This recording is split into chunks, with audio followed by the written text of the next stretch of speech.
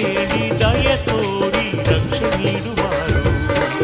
ಆಹಾ ರುದ್ರ ಆಹಾ ಭದ್ರ ವೀರಭದ್ರ ಬಾರೋ, ಮೊರೆ ಕೇಳಿ ದಯ ತೋರಿ ರಕ್ಷೆ ನೀಡುವಾರು.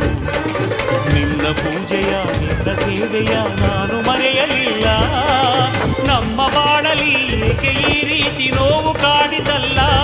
ವೀರಭದ್ರ ವೀರಭದ್ರ ವೀರಭದ್ರ ವೀರಭದ್ರ ವೀರಭದ್ರ ವೀರಭದ್ರ ವೀರಭದ್ರ ವೀರಭದ್ರ.